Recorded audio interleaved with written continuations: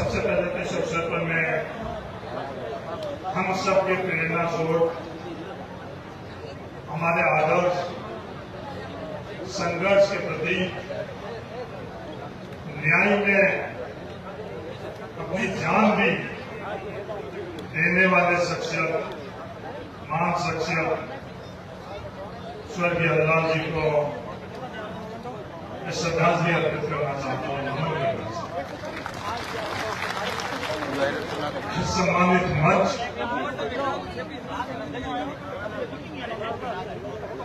आज जिस संख्या के अंदर जाट समाज के परिवार के लोग आप लोग सब एकत्रित हो गए, आपको सबके लिए मेरे पास कोई शब्द नहीं है। व्यवस्था करने वालों के पास जगह नहीं थी, टेंट नहीं था। साधुला राम जी रात को ही ये बात कह रहे थे कि अपनी व्यवस्था सब अपने आप करेंगे। और अब जिस बड़ी संख्या के अंदर आप लोग पधारे हो, टेंट की व्यवस्था कम पड़ गई है। इस आंगन के अंदर जितनी भी जगह थी उसमें टेंट की व्यवस्था करी गई। बाद सड़कों के ऊपर भी टेंट की व्यवस्था साधुला राम जी, दुर्गा राम जी, तमाम संस्था ने करी। और तमाम व्यवस्था आप लोगों के लिए कम पड़ गई है। अब आप अपनी व्यवस्था में ही सुबह से इस धूप के अंदर, कड़कड़ाती धूप के अंदर अपनी व्यवस्था बनाकर लौट आए, कार्यक्रम कर रहे हो। मेरे पास शब्द नहीं है। आप सब लोगों को बहुत बहुत मेरे तरफ से साधुवाद।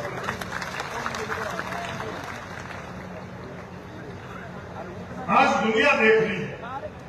दुनिया देखने का जो इकलौता कारण और वजह, तो आप लोग जिस भारी संख्या में आप लोग यहाँ आए हो, जिस भारी संख्या में आप लोगों ने अपने धन का उपयोग इस समारोह में किया, इसलिए आज पूरे देश की नजर इस कानून की ओर। ज्यादातर लोगों की, सभी की सकारात्मक तौर के ऊपर ये जिज्ञासा है कि ये चौधरी हल्लाल जाट कौन शख्सियत है जिसके कारण आज इतनी बड़ी संख्या के अंदर सभी लोग हैं। ये तो कोई राजनीतिक पक्ष, नहीं गोत्र, नहीं कोई महिला, नहीं कोई पुरुष, बुजुर्ग, नौजवान, कोई बीमार भी है तो भी नली डालकर इस समारोह के अंदर आया है। ये दुनिया आज ये पूछ रही है कि हल्लाल जाट है। हाँ, कुछ लोगों को तकलीफ हुई है, कुछ लोगों को जिनके सोच, जिनकी विचारधारा इस प्रगति जागृति को जो अलग, जो मसाल हल्लाल जाट के हाथ में है, उससे तकलीफ हुई। और चंद लोग हैं, चंद लोग हैं।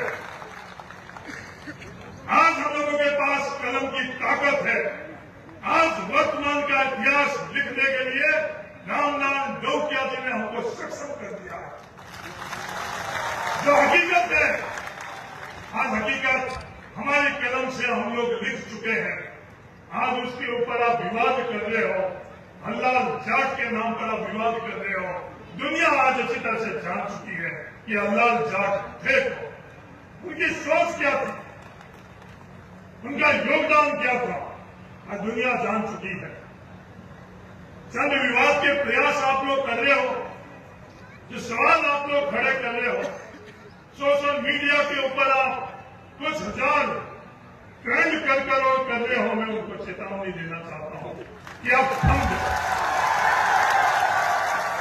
इस सच्चाई को, इस जागृति के मसाल को जो स्वर्गीय रामलाल जी डोकिया हमारे आदर्श थे, उन्होंने वो शुरू किया है। उस लौ को, उस मिसाल को अगली पीढ़ी गंगाराम जी चौधरी, मदन कौर जी, भीमाराम जी ने आगे बढ़ाया और उसकी अगली पीढ़ी हल्लाल जी जाट और उन्होंने आगे बढ़ाया।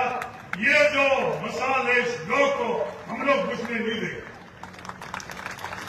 हम बुझ जाएंगे, हमारी पीढ़ी बुझ जाएगी, पर इस मिसाल को बुझने नहीं देंगे।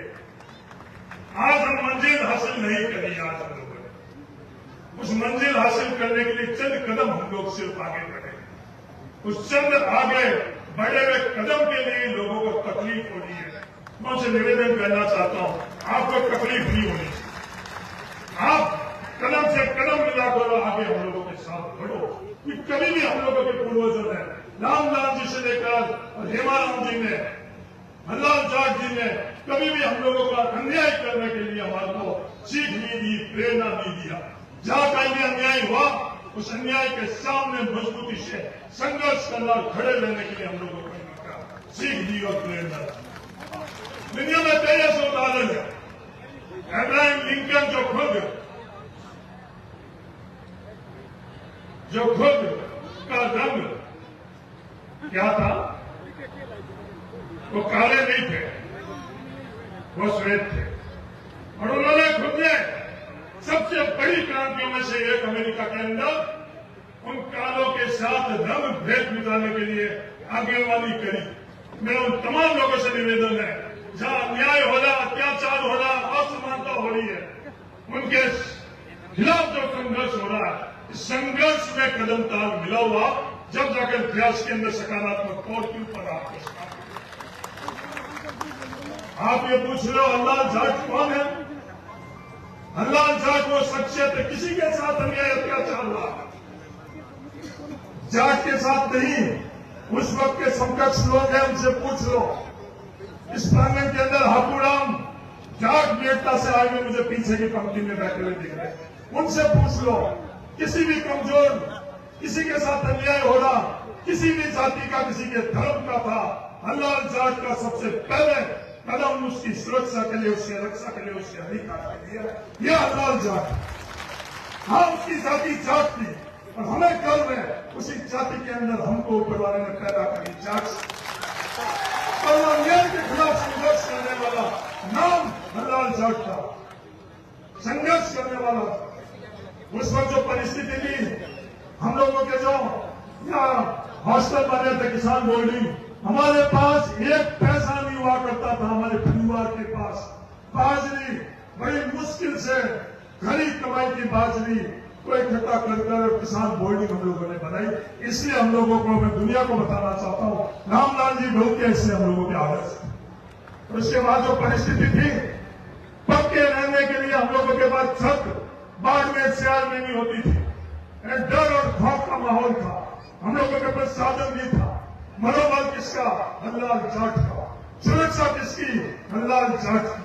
उस पीढ़ी के मनोबल और सुरक्षा, उसके सहयोग से आज जो लंबी फहरिस्त, दुर्गा राम जी जो लंबी फहरिस्त के अंदर सफल हुए सरकारी कर्मचारी इस अस्पताल के लिए, इस हॉस्टल के लिए बता रहे हैं, उसका अगर कोई इकलौता कोई जंग थी, वो हल्लाल जाट उस समय का उनका संघर्ष था।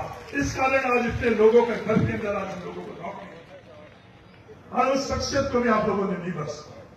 हाँ, राजनीति से के अंदर किसी से तकलीफ हो सकती है, आर्थिक तौर के ऊपर किसी से तकलीफ हो सकती है, नौकरी पाने के लिए तकलीफ हो सकती है, अवैध कब्जे जो करना चाहते हो उसके अंदर किसी के पास सही टाइटल है तो उससे तकलीफ हो सकती है।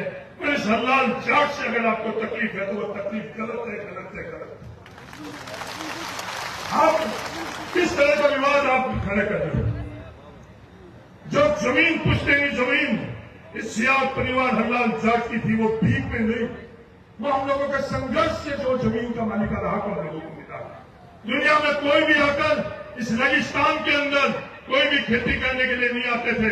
उस वक्त हल्लाल जाट के परिवार इस रेगिस्तान में आकर खेती करने के लिए आया था। बाद में तीनंशी एक्ट के माध्यम से जमीन का मालिकाना हक सियाग परिवार को मिला।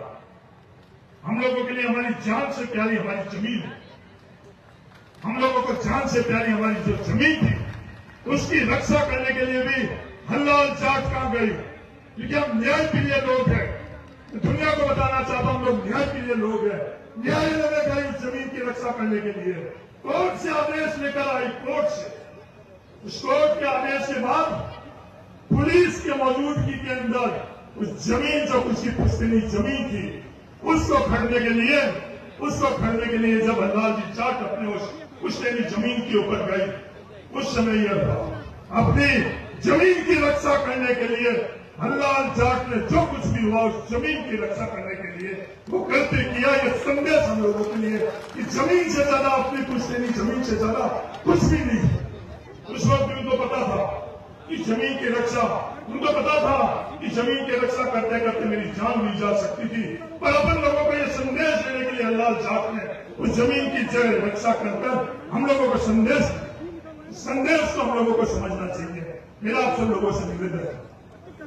वो चाहते आज किस रंग में उस बात को रंगली है, मैं दुनिया को बताना चाहता हूँ, उन चंद लोगों को नहीं बताना चाहता हूँ कि वो अल्लाह जात इस तरह की शख्सियत है। वो अल्लाह जात की एक हाथ में किताब की, एक हाथ के अंदर मसाल थी, तो तीसरा उसका शरीर खेल के अंदर था, इसलिए वो राष्ट्रीय स्तर का खिलाड़ी था। वो अल्लाह जात कभी भी हम लोगों के अंदर आपस में कुछ मनमुटाव होता था, छात्रों के मनमुटाव होता था, तो सबसे पहले कौन आता था उस मनमुटाव को दूर करने के लिए? 1992-13 के अंदर मैं भी उनके साथ शामिल था। आपस में कॉलेज के चुनावों के अंदर मनमुटाव होता था, तो आपस में सबको बैठाकर आपस में सामंजस्य कराकर और हम लोग आगे क्या बढ़े, हर कदम पर हल्ला जात ने हमारे तो संघर्ष के तौर के ऊपर हम लोगों को सुबह मैं धन्यवाद देना चाहता हूं साधुला राम जी, दुर्गा राम जी, आप तमाम लोगों को। ये आज हम लोगों की स्थिति अलग है, हम लोगों की उस वक्त स्थिति नहीं थी। उस वक्त भी आपने खरीद कर इस जमीन के प्लॉट को आप लोगों ने आज संस्था को बनाने का प्रयास किया है। हम पूरे समाज के ऊपर आप लोगों का रंग है, हमारे आने वाली पीढ़ियां भी रंग उतार वो आपकी दूरगामी सोच। आज बाड़मेर में किसी की हिम्मत नहीं है पास का जो प्लॉट नीलाम हो रहा है, उस नीलामी के अंदर वो प्लॉट खरीद सके और उससे कई गुना ज्यादा जमीन ये साधुला राम जी, दुर्गा राम जी, आयरा जी, आप लोगों ने हम लोगों को रोशनी दी, उसके लिए आप तमाम लोगों को धन्यवाद की साथ। दुर्गा में सोच का एक उदाहरण और देना चाहता हूं। आज हम लोगों को समझ में नहीं आ रहा, इसके पीछे जो गली है वो गली आप लोगों ने छुटवाई साधुला राम जी। सिर्फ उस गली में आने वाले समय में जब दुकान बनेगी उसके किराए से ये संस्था का पूरा काम निकल जाएगा, पूरे काम में मदद मिलेगी। इस तरह की भविष्य की भी इन लोगों ने जो रणनीति बनाई है उसके लिए भी तय दिल से आप लोगों को बहुत बहुत धन्यवाद। दुनिया हम लोगों के बीच में विवाद कर रही है, हम लोगों को विवाद में बदनाम कर रही है। उनका सिर्फ मकसद ये कि वो सच्चाई से लोगों के बीच में जगह नहीं ले सकते, वो न्याय से जगह नहीं ले सकते, वो अन्याय से, गलत हरकतों से, गलत दबाव से जो चीज कर रहे हैं, मैं उनसे निवेदन करना चाहता हूं। इस तरह से आप दबाव से किसी के साथ अन्याय नहीं कर सकते। जो दबाव से अन्याय करने का प्रयास बाड़मेर में कर रहे हो, ये दबाव से अन्याय का प्रयास बाड़मेर के लोग कभी भी बर्दाश्त से स्वीकार नहीं कर सकते। कोई भी घटनाक्रम होती है, उस घटनाक्रम के अंदर हर कोई ये बात करता है कि इसकी निष्पक्ष जांच हो जाए और जांच में दूध का दूध, निष्पक्ष तौर पर पानी का पानी है, जो दोषी उसके खिलाफ कार्रवाई करनी चाहिए। पर आप लोग सिर्फ अपनी खुद की राजनीतिक ताकत बढ़ाने के लिए आप लोग विवाद करते हो, विवाद कर आप ऐसे फैसले कराते हो जो न्याय संगत नहीं है, जो कानून संगत नहीं है, जो तर्क संगत नहीं है।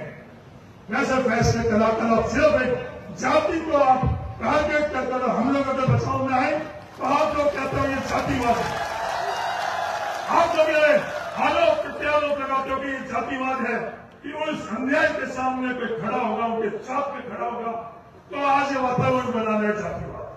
हाँ, हम लोगों ने कहा कि आप न्यायिक जांच करवाओ।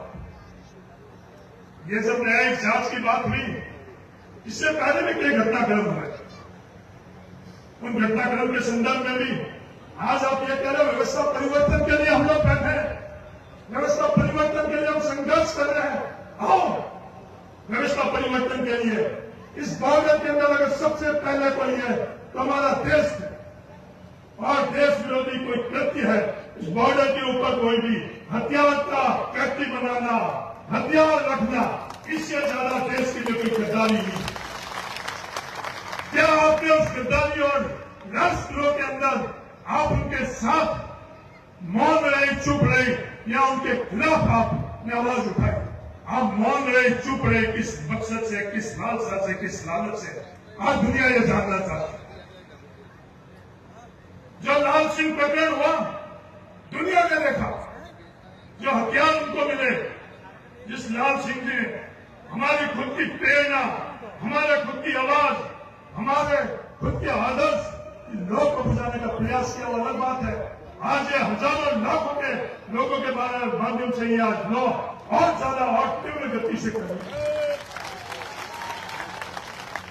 उसके लिए आप क्या कर रहे हो? मैं धन्यवाद देना चाहता हूं पुलिस को कि उन्होंने पकड़ने के बाद में आईजी जोधपुर ने ये बात करी, खुद ने इस बात को सार्वजनिक करा कि इसकी फंडिंग हो रही है। ये मैं नहीं कह रहा हूं, वो फंडिंग हो रही है।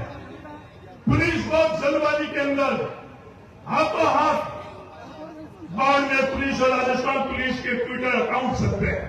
थोड़ा बहुत भी कोई जुर्म कर लेता है, उसके उल्लेख उस ट्विटर अकाउंट के ऊपर होते हैं। 2 महीने हो गए हैं, मैं राजस्थान पुलिस से पूछना चाहता हूं, वो फंडिंग किसने करी? उसका इंतजार पूरे राजस्थान कर रहा है, न्याय उसका इंतजार है, उसका जवाब नहीं है। आप पकड़ते ही जो पहला बयान लाल सिंह ने दिया, वो पहला बयान आप लोग सार्वजनिक करो अपने आप, दूध का दूध और पानी का पानी हो जाएगा, सच्चाई अपने आप सामने हो जाएगी कि किन लोगों के संरक्षण के कारण, किन लोगों की मदद के कारण, किन ताकतों के कारण हम सब लोगों के तेल और शोक लाल जी हम लोगों के बीच में समझदार को लोग उठा दिया। इस बात की लोगों के पास जवाब नहीं। सिर्फ विवाद पैदा करना, विवाद पैदा करने का उन लोगों का मकसद क्या? बालोपा के अंदर विवाद पैदा किया, उनके पास कोई आधार नहीं, उसके बावजूद विवाद पैदा क्या किया? किसी के साथ कोई भी घटनाक्रम घटित होता है, गलत तरह से सिर्फ हमारी जाति को बदनाम करने के लिए वो विवाद पैदा किया जाता है, वो पूरा घटनाक्रम किया जाता है, एफआईआर दर्ज करी जाती है। जो व्यवस्था परिवर्तन के नाम पर अपने राजनीति करे वो जाकर धरना देते हैं। आज 1 महीना हो गया है, राजस्थान पुलिस ने उसका खुलासा नहीं किया कि वो झूठ था। कानूनन तौर के ऊपर कोई भी इस तरह का कृत्य करता तो धाराई, उन धाराई को उन्होंने लगाया नहीं लगाया। जिसने ये कृत्य किया उनके खिलाफ कार्रवाई हुई।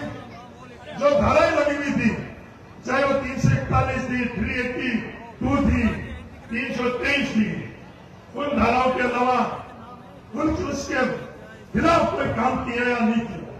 क्या वो धाराएं लगी नहीं लगी? मानव सम्मान के अंदर उन्होंने चार्जशीट दर्ज करा दी, उसके अंदर 324 जुड़ी या नहीं जुड़ी? नहीं जुड़ी। चयन तो लोगों ने किया, उन पर उल्लेख हुआ नहीं हुआ नहीं। आज ये बात करें अन्याय हुआ, आज जेल के अंदर किसी की मृत्यु हुई, अन्याय हुआ, हम सब लोग साथ में उसके साथ न्याय के लिए। पर इसी बाड़मेर के अंदर, जसोल के अंदर, नानी पटियाली ट्रस्ट के अंदर जो आयोजन हुआ, उसमें 15 लोग की मृत्यु हुई। उन 15 परिवारों के साथ अन्याय हुआ या नहीं हुआ? और उनका दोषी कौन? जब ये सवाल खड़ा करते हैं तो सवाल इनको भी सुनना पड़ेगा, समझना पड़ेगा, उनको जवाब देना पड़ेगा। उनका दोषी कौन? नानी भटियानी ट्रस्ट के ऊपर अवैध तौर के ऊपर जिन लोगों ने कब्जा किया हुआ है, वो लोग इसके दोषी हैं। क्या राजस्थान पुलिस ने उनको जिस तरह के, जिस आधार के ऊपर इस जेल के अंदर आपने किसी को अपराधी घोषित किया है, किसी के ऊपर आपने दोष मढ़ा है, तो वहां कौन अपराधी है, वहां कौन दोषी है?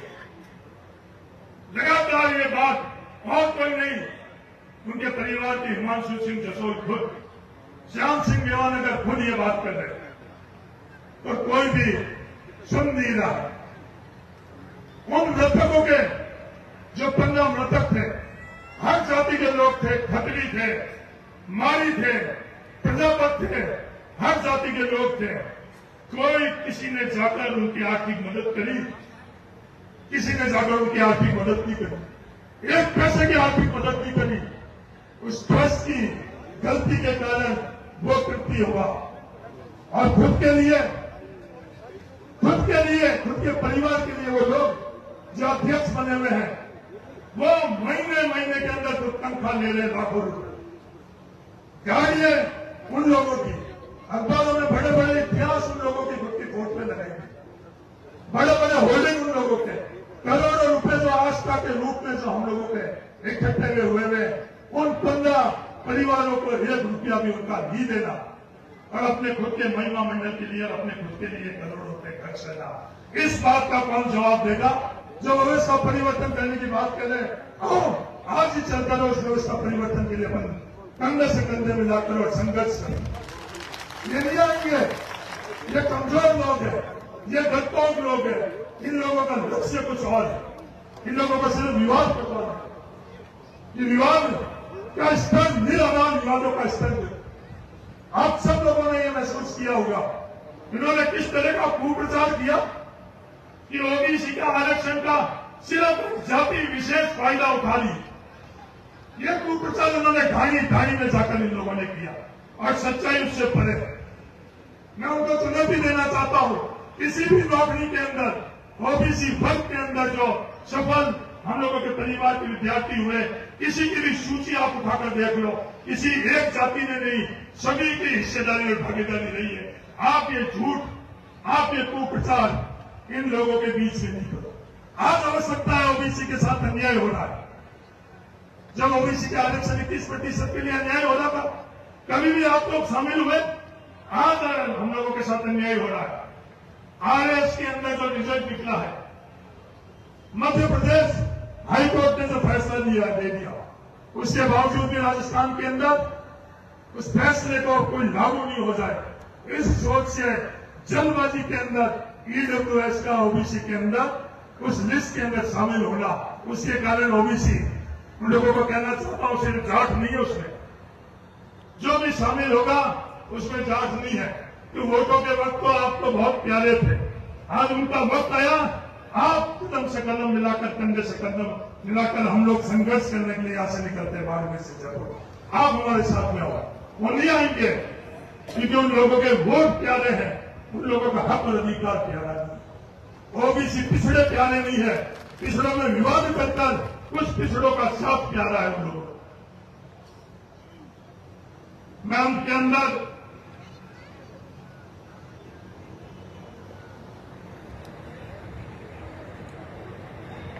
पिछले दिनों के अंदर न्यायिक जांच, बाड़मेर के अंदर ये शब्द पिछले दिनों के अंदर काफी चर्चा में है या नहीं है?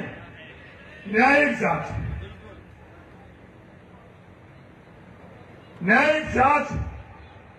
आज इस न्यायिक जांच के संदर्भ में भी आज मैं एक बात रखना चाहता हूं। सबसे बड़ा, इस आजाद भारत के अंदर सबसे बड़ी कोई दुर्घटना हुई, वो मेहरानगढ़ दुर्घटना। 216 लोगों की मृत्यु, 216 लोगों की मृत्यु। उस मेहरानगढ़ का संचालन करने की जिम्मेवारी किसकी? वहां व्यवस्था करने की जिम्मेवारी किसकी? पीछे के गेट के सामने 3 बिना नंबर की गाड़ियां पानी के परिवहन में व्यवधान खड़ा कर रही है। कृपया जिनकी भी है वहां से हटाएं। Thank you. आज भाषा राम जी ने अंग्रेजी में कुछ नहीं बोला, राम जी ने पाबंद कर दी। 30 सितंबर 2008 को यह मेहरानगढ़ दुर्घटना हुई। पूरी दुनिया स्तब्ध रह गई। किसी आस्था से नवरात्रि के दिन लाखों लोग मेहरानगढ़ के अंदर कतार लगाए गए थे। उस दुर्घटना के बाद 2 अक्टूबर 2008 को जस्टिस जसराज चोपड़ा के अध्यक्ष के अंदर न्यायिक जांच बैठाई गई। आज भी वो स्वर्गीय आत्मा भटकती है अपने न्याय की। आज भी वो परिवार भटक रहे हैं न्याय के लिए, जो व्यवस्था परिवर्तन की बात कर रही है, जिनको हमारे खून से बू आ रही है, जिनको वोटों के लिए ये सब लोग याद आ रहे हैं, उन लोगों को मैं कहना चाहता हूं, उन लोगों को मैं जिम्मेवारी से कहना चाहता हूं, जो 29 तारीख को हाईकोर्ट के अंदर 29 तारीख को हाईकोर्ट ने उस न्यायिक जांच के बाद में ये तर्क रखा, सरकार के वकील ने ये तर्क रखा कि मैंने अभी तक वो रिपोर्ट पढ़ी नहीं, ये झूठ तर्क रखा, ये तर्क नहीं कह सकता हूं कि प्रदेश की सद्भावना खतरे में है, ये कूतर्क भी रखा, हाईकोर्ट के अंदर ये कूतर्क रखा। और वो न्यायिक जांच सौदे में कितने साल हो गए, दुनिया पूछती है सरकार नकारा, निकम्मा, नालायक कब होती है। मैं दुनिया को बताना चाहता हूं, इस तरह न्यायिक जांच को दबाना और उजागर नहीं करना क्या नालायकी है या नहीं, क्या नकारापन है या नहीं, क्या निकम्मापन है या नहीं। तमाम लोगों ने जिन्होंने इस न्यायिक जांच को दबाया, और आज हाईकोर्ट की मेरी स्थिति हुई है, जब व्यवस्था परिवर्तन की बात कर रहे हैं, मेरे साथ आज ही यहां से चलो, अपन लोग संघर्ष करते हैं, इनके साथ अन्याय हुआ उनके साथ, ये अपन संघर्ष करते हैं। आज हो क्या रहा है, जब कल मैं जोधपुर उतरा तो मेरे पास उस परिवार के सदस्य आए, वो परिवार के सदस्य मुझे कहते हैं कि उनके पास न्यायिक जांच की प्रति है, पाचाराम जी जिसे कॉपी कहते हैं, कोर्ट टू स्टेट कॉपी है, कि न्यायिक जांच की उनके पास, इस परिवार के पास प्रति है। उनको डराया जाता है, खौफ से उनको चुप किया जाता है कि ये दस्तावेज किसी के पास नहीं रह सकते हैं कानूनन तौर पर। अगर ये दस्तावेज आपने उजागर किए हैं तो कानून की इन धाराओं से आपके खिलाफ कार्रवाई होगी, और जिसकी सजा कितनी है उनको ये बताया जाता है। उसके कारण आज वो पीड़ित परिवार मौन है और चुप है। ये व्यवस्था परिवर्तन करने वाले जो बात कर रहे हैं, मैं उनको चुनौती देना चाहता हूं, चलो जोधपुर उस परिवार से प्रति मैं लेकर आता हूं, और अपन दोनों के दोनों आप लोगों के साथ में मैं बैठकर जो भी मुकदमा होगा, जो भी कार्रवाई होगी, मेरी स्वामी तैयार है, तुम बैठकर और डॉक्टर न्यायिक जांच की क्या वो आते या नहीं आते हैं। अगर वो आते हैं तो वो व्यवस्था परिवर्तन के लिए संघर्ष करने के लिए तैयार है, अगर वो नहीं आते हैं तो पीठ दिखाकर और भागने वालों की श्रेणी के अंदर उनको ले और मैं जिम्मेदारी से कह रहा हूं, इस अपने परिवार की इससे बड़ी पवित्र कोई और जादव नहीं हो सकती। इस पर कहना वो प्रति मैं लेकर आऊंगा, और जो भी कानूनी तौर के ऊपर कुछ भी होगा उसकी जिम्मेवारी मेरे ऊपर है। चलो जोधपुर चलकर और आज के आज तक प्रेस कॉन्फ्रेंस करते हैं, जब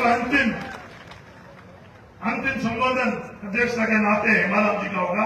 ये संबोधन खत्म होते ही जिस समय क्या ये बोलेंगे मैं वहां से, ये लोग नहीं आएंगे क्योंकि इन लोगों को सिर्फ विवाद करना, सकारात्मक तौर के ऊपर कोई भी सही अगर आपको राय दे तो सम्मान लीजिए।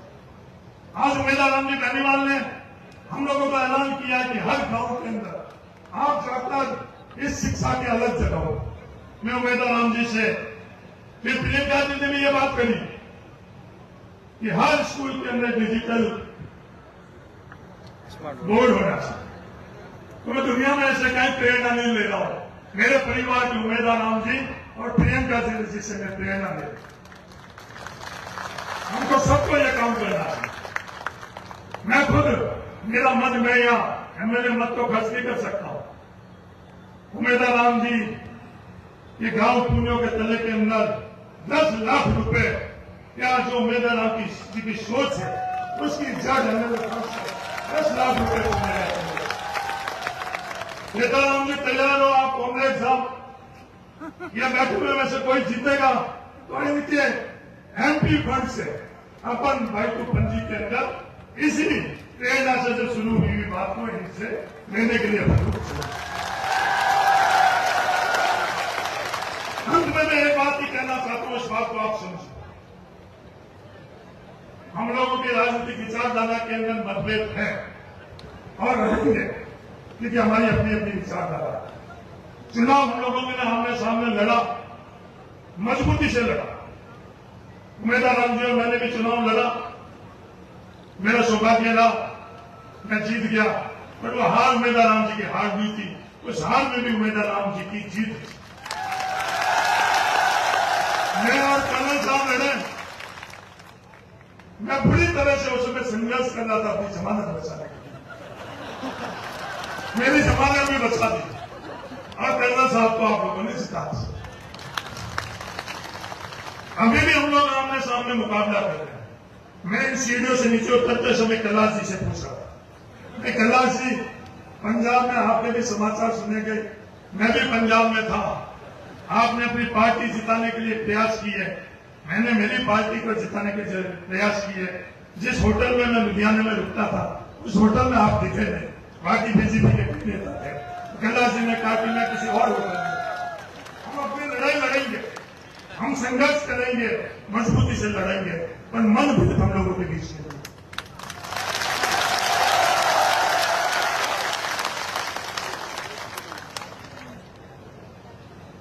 अंत में मेरा आप सबको बस ये निवेदन है, पाचाराम जी कई नाम बता रहे थे, उद्भव सिंह, मैं उनसे सहमत हूं।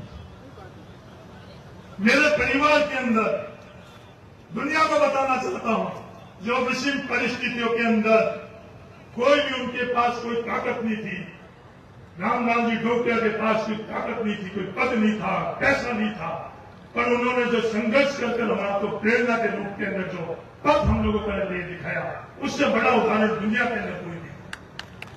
जिनका नाम आप ले रहे हो, उनके परिवार के पास पद था, उनके पास पैसे थे, उनकी पहचान थी।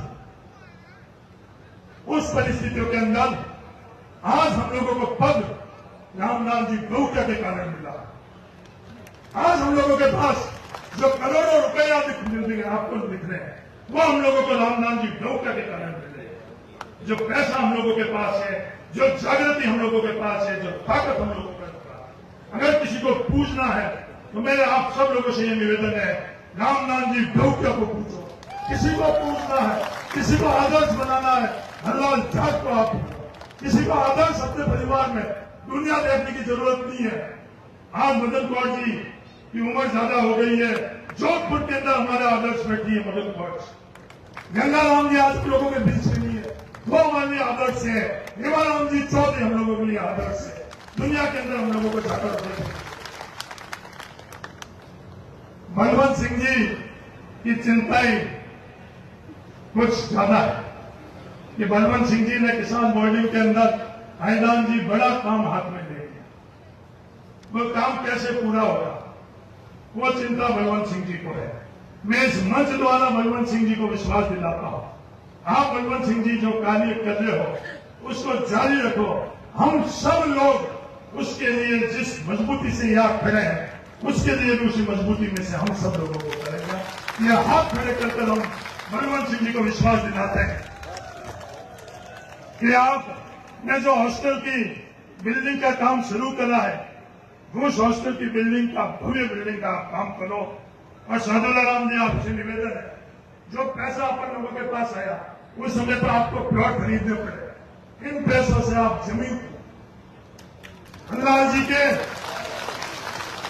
ये प्रेरणा हमको हेमाराम जी ने दी कि करोड़ों लोग आकर आश्चर्यचकित हुए कि 100 करोड़ रुपए की जमीन और वीरेंद्र धाम के लिए दी।